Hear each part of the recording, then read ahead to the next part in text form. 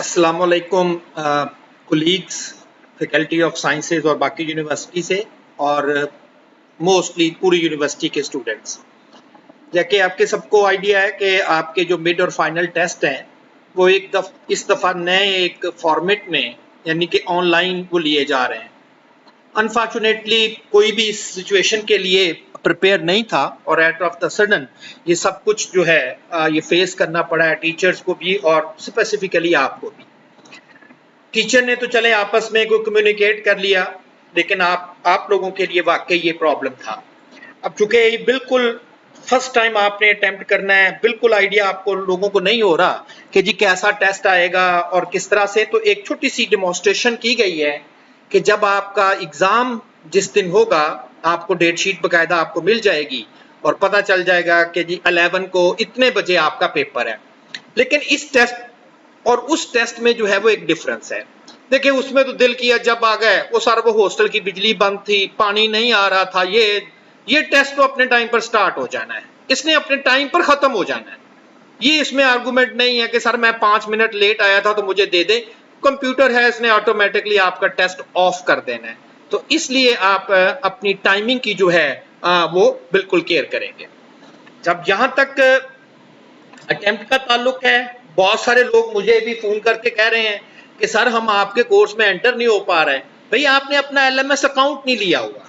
ये अब देखें, आप लोगों का ये सेकंड सेमेस्टर है और आपने अभी तक अपना अगर एलएमएस अकाउंट नहीं बनाया तो खुद सोचिए ये किसका फॉल्ट है। पहला सेमेस्टर नहीं है आपका, ठीक है, पहले सेमेस्टर में हम थोड़ा लेट हो जाते हैं, लेकिन ये आपका सेकंड सेमेस्टर है। हमारी आदत है ना, जब तक हमारे सर पर नहीं पड़ेगी और उस वक्त हम फौरन शोर मचा देंगे जी अकाउंट नहीं बना, तो आपको ये पहले बनाना चाहिए था। फिलहाल यूनिवर्सिटी जो है वो एक एफर्ट कर रही है और मैंने व्हाट्सएप ग्रुप में एक भेज भी दिया है, वो उसके ऊपर एक टेलीफोन नंबर भी है, आप उनसे रब्ता करेंगे, टीचर से ना कॉन्टेक्ट करें, क्योंकि टीचर को ना टीचर आपका अकाउंट बना सकता है ना उसने बनाना है। चले जी हम अपने टॉपिक की तरफ आते हैं कि किस तरह से हमने पेपर अटेम्प्ट करना है। लेट्स सपोज सिचुएशन ऐसी है कि आपके पास फर्ज करें एलएमएस अकाउंट जो है वो अवेलेबल है और आप एग्जाम के दिन में आते हैं, तो आप सबसे पहले अपने एलएमएस में लॉगिन होंगे। आपका अकाउंट बन चुका है और लॉगिन होंगे।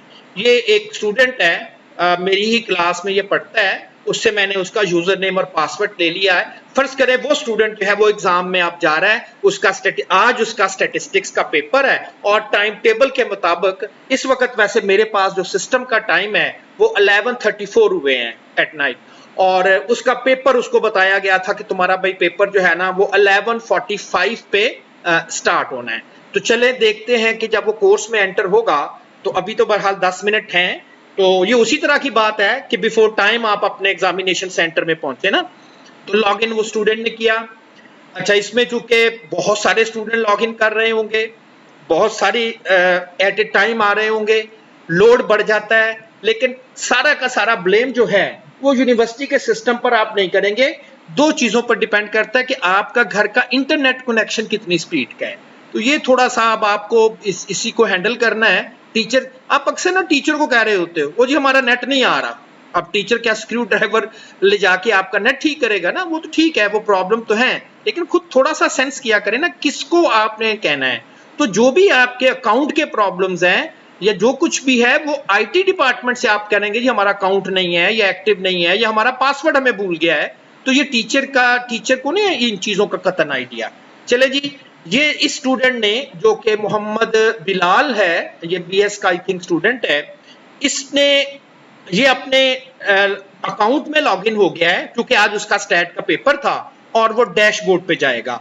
डैशबोर्ड क्या चीज है? उसमें सारे जो उसने कोर्सेज एनरोल कराए हुए हैं उसकी लिस्ट आ जाएगी। ये उसके विंटर के कोर्सेज हैं एंड देन ये उसके स्प्रिंग के कोर्सेज हैं और ये इंट्रोडक्टरी स्टैटिस्टिक्स जिसका आज पेपर है 11:45 पे और इस वक्त 11:35 हुए हैं, यानी कि अभी भी 10 मिनट उसके पेपर के स्टार्ट होने में रहते हैं।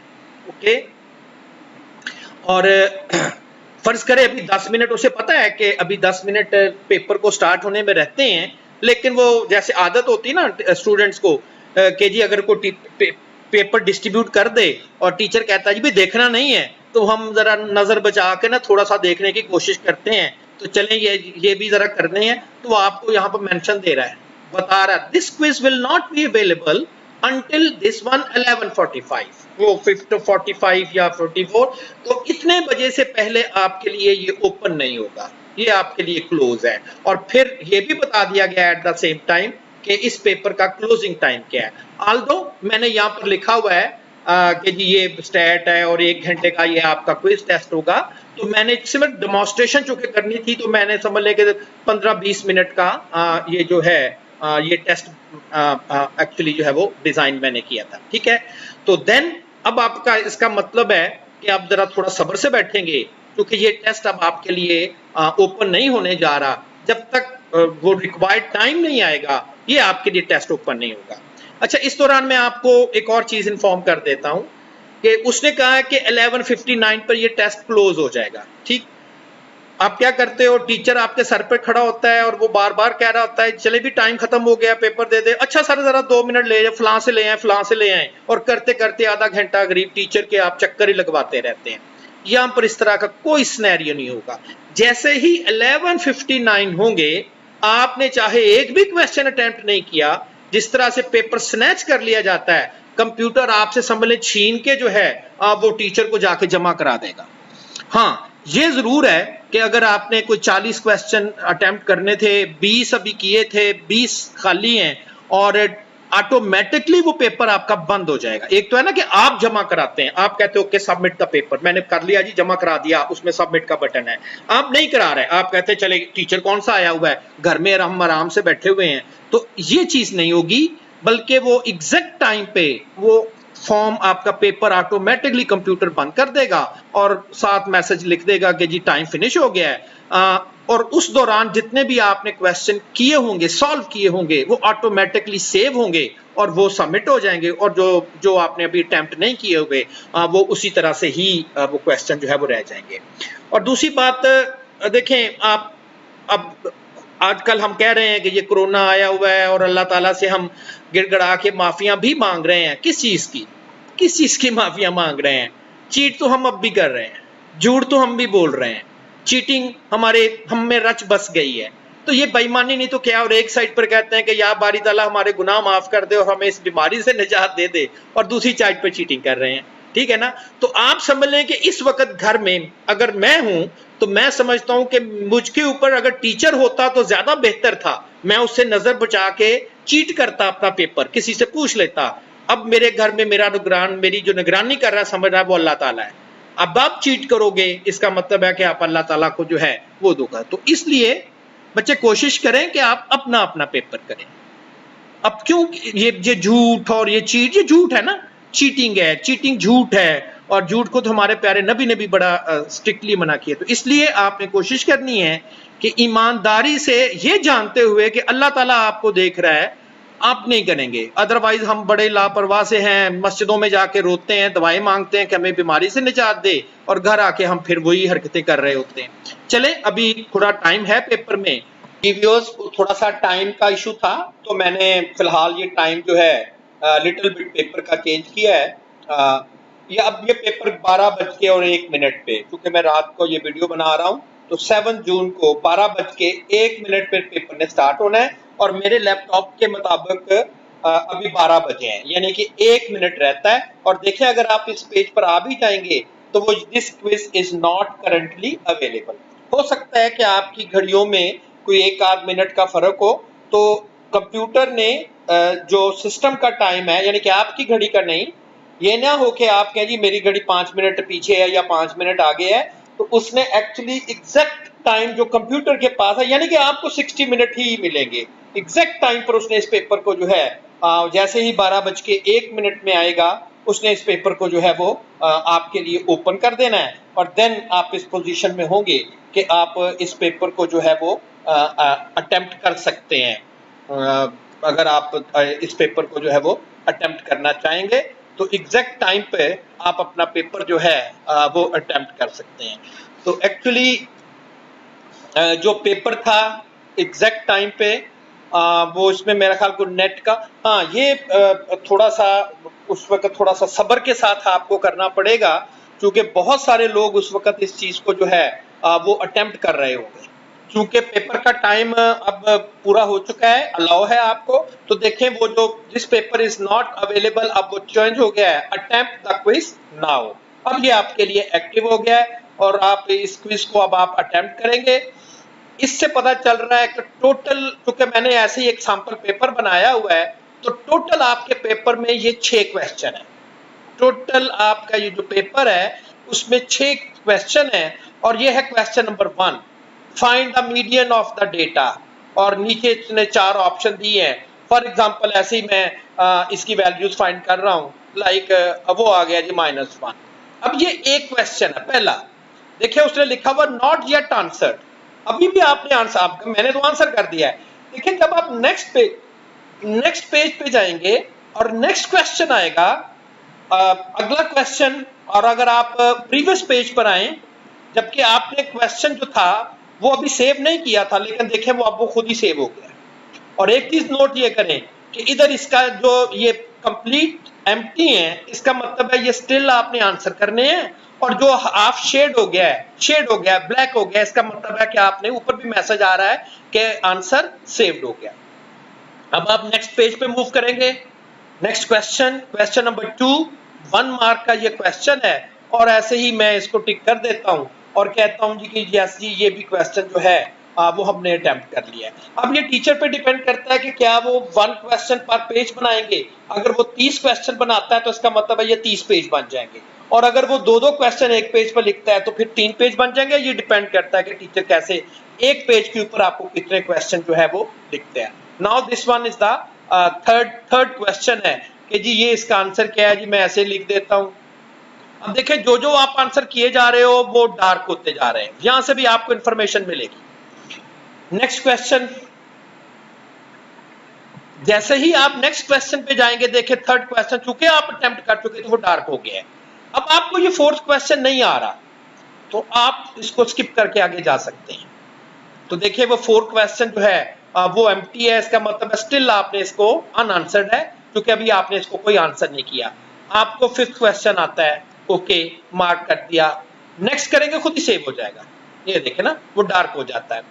और देन 6 भी नहीं आ रहा। अब आपके पास 2 ऐसे क्वेश्चन है, एक क्वेश्चन नंबर 4 और एक क्वेश्चन नंबर 6 जिसको आपने प्रॉपर्ली आंसर नहीं किया। अब इसकी बजाय कि आप एक एक करके क्वेश्चन नंबर 4 तक पहुंचे, आप डायरेक्टली इसे क्लिक करेंगे तो आप क्वेश्चन 4 पर आ जाएंगे। डायरेक्टली इसे क्लिक करेंगे तो क्वेश्चन 4 पर आ जाएंगे।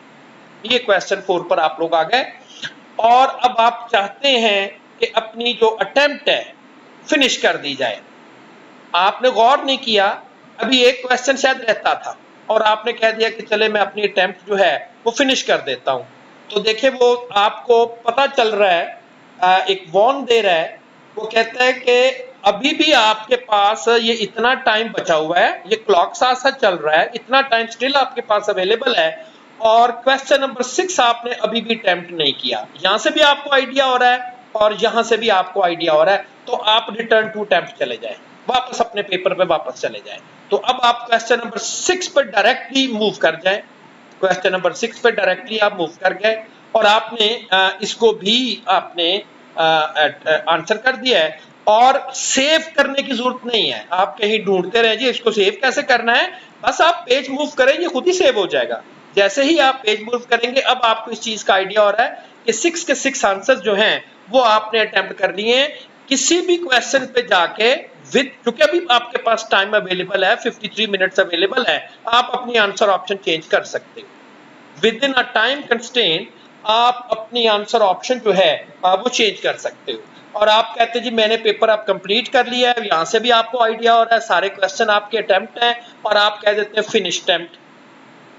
अब इधर भी एक कंफर्मेशन आपको मिल रही है कि हाँ जी आपने सारे आंसर्स कर दिए हैं। अगर तो आप टाइम लिमिट से पहले ही अटेम्प्ट अपनी कंप्लीट कर दें, कुछ लोग पेपर पहले कर लेते हैं, तो अगर तो आप पहले पेपर करना चाहते हैं तो सबमिट एंड ऑल फिनिश, तो आप अपना पेपर सबमिट कर देंगे। लेकिन ऊपर देखें वो आपको एक कंफर्मेशन मैसेज दे रहा है, कहता है once you submit you will no longer be available to change your answer for this attempt. अगर आपने इस पेपर को सबमिट कर दिया, अभी आपके पास 52 मिनट्स हैं, आप अपने पेपर को रिव्यू कर सकते हो, आंसर ऑप्शन चेंज कर सकते हो। लेकिन अगर आपने इस पेपर को सबमिट कर दिया तो देन फिर आपके पास कोई ऑप्शन नहीं रहेगी कि आप उस पेपर के आंसर ऑप्शन को चेंज करें। उसने कहा ले जी ये कंप्लीट, और साथ ही आपको उसने आपका रिजल्ट भी शो कर दिया सेम टाइम। आपने क्वेश्चन 1 अटेम्प्ट किया था, उसने कहा बिल्कुल सही है, क्वेश्चन 1 आपका ठीक है। क्वेश्चन नंबर 2 ये आपका इनकरेक्ट है। क्वेश्चन नंबर 3 आपका करेक्ट है। क्वेश्चन नंबर 4 इनकरेक्ट है। क्वेश्चन नंबर 5 आपका इनकरेक्ट है। क्वेश्चन नंबर 6 आपका जो है वो करेक्ट है।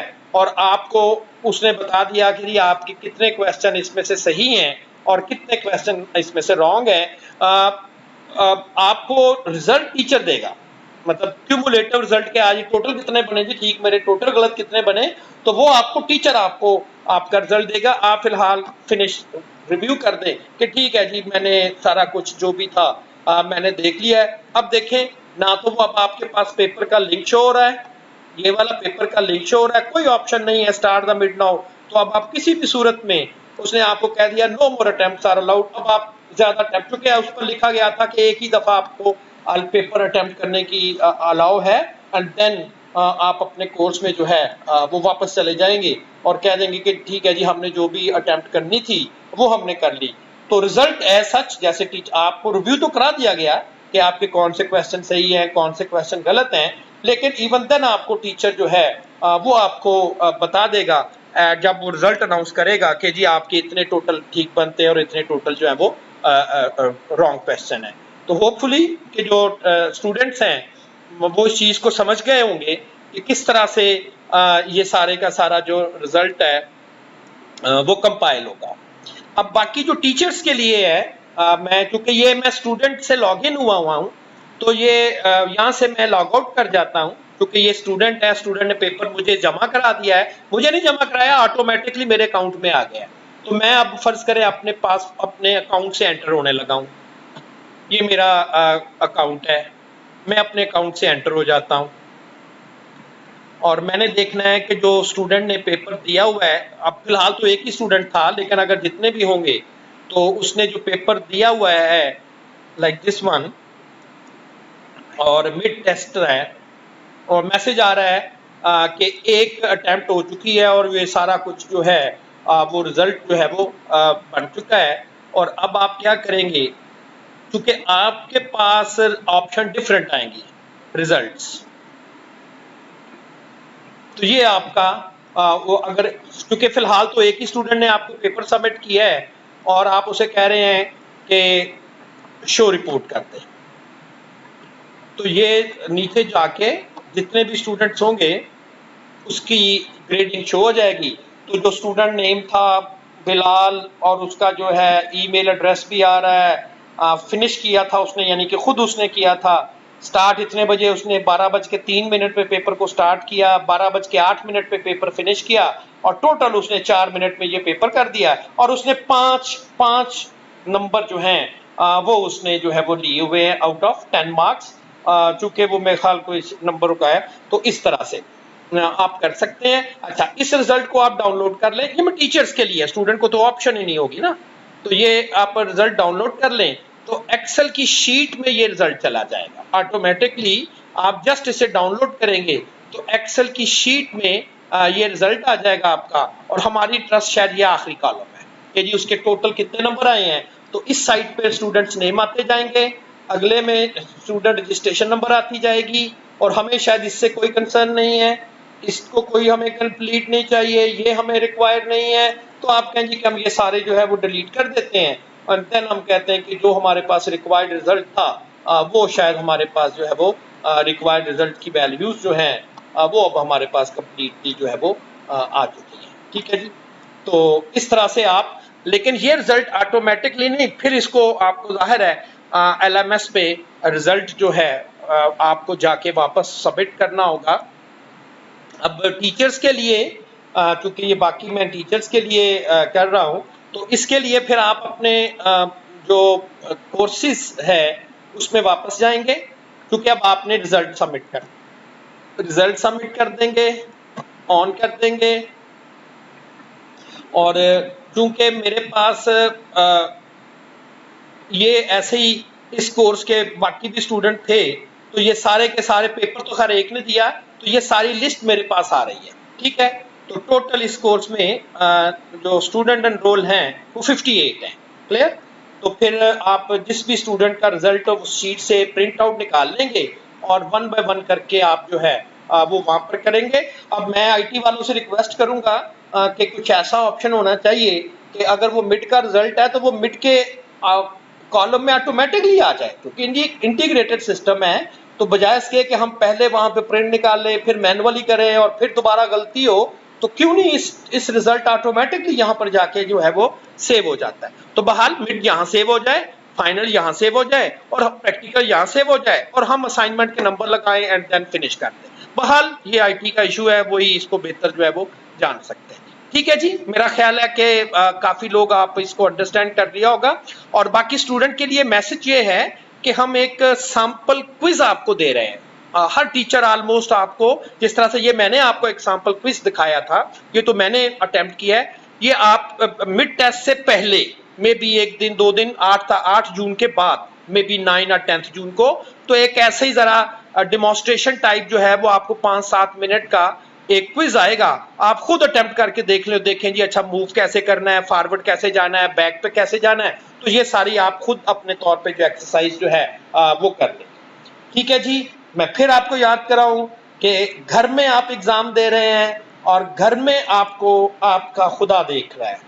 बी केयरफुल, आप जो भी चीट करेंगे वो अपने अल्लाह के साथ, अपने खुदा के साथ चीट करेंगे। और आजकल जो जमाना चल रहा है, जो बीमारी का जमाना चल रहा है, बहुत सारे पता नहीं कब किसी को बुलावा आ जाए, तो कम से कम इस स्टेज पे तो हम अपनी बेईमानियां जो है वो छोड़। ठीक है जी, आप अपनी केयर कर रखेंगे, अपनी फैमिली की केयर करेंगे, अपने पेरेंट्स की इज्जत करेंगे, मैं स्टूडेंट्स से कह रहा हूँ। अल्लाह हाफिज जी।